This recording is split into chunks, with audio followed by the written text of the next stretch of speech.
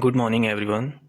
So in this video we are going to discuss about a question of quadratic equation of class 10th. Okay, so the question is, if the speed of an aeroplane is reduced by 40 km per hour, it takes 20 minutes more to cover 1200 km. Find the speed of the aeroplane. Means हमें given है question में कि कोई aeroplane की speed अगर 40 kilometre per hour reduce कर दी जाती है, मतलब कम कर दी जाती है, तो उसे 20 मिनट्स ज़्यादा लगते हैं 1200 किलोमीटर डिस्टेंस को कवर करने में। ठीक है, जैसे मान लीजिए कि एरोप्लेन की अपनी कोई ओरिजिनल स्पीड है जिससे वो 1200 किलोमीटर की डिस्टेंस को एक फिक्स टाइम में कवर कर रहा है।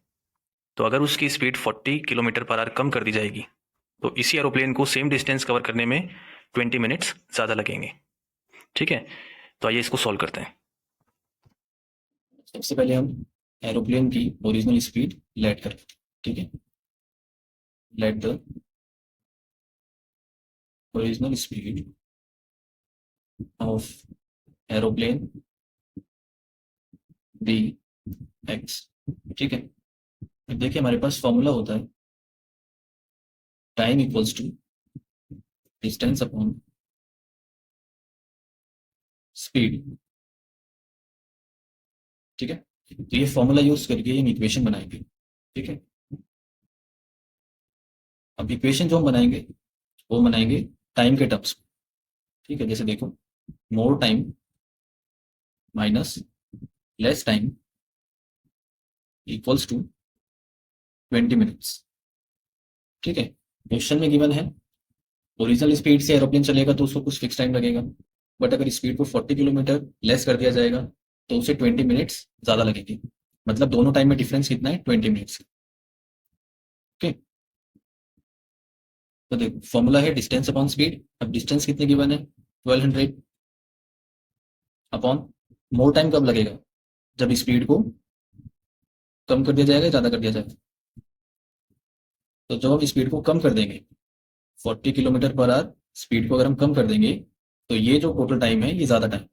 ठीक है, और जब एरोप्लेन ओरिजिनल स्पीड से चलेगा तो उसे इसके कंपैरिजन में कम टाइम लगेगा, और दोनों टाइम में डिफरेंस है 20 मिनट्स का। ठीक है, अब 20 मिनट्स को आवर में कन्वर्ट करेंगे तो 20 डिवाइड बाय 60 कर देंगे। आगे देखिए, यहाँ से 1200 कॉमन ले लिया मैंने, remaining x minus 40 minus 1 upon X equals to, इसको कट करेंगे हो जाएगा 1/3। 1200 एलसीएम लेंगे, x माइनस 40, यहाँ पर आ जाएगा x minus 40 equals to 1/3। 1200 x minus x plus 40 upon, इसको मल्टीप्लाई कर दो, एक्स स्क्वायर माइनस 40x। ठीक है, इक्वल्स टू 1/3। अब देखो 1200 x कट हो जाएगा, 40 upon X square minus 40x equals to 1/3। ठीक है, यहाँ तक। अब 1200 को मल्टीप्लाई कर दो 40 से, ये हो जाएगा 48,000 upon X square minus 40x equals to 1/3। ठीक है, आगे देखो, अब क्रॉस मल्टीप्लाई कर देंगे, X square minus 40x equals to, ये हो जाएगा 24 40 144 000। ठीक है, X square minus 40x minus 144 000 equals to 0। यह आपकी ओरिजिनल क्वाड्रेटिक इक्वेशन बन गई।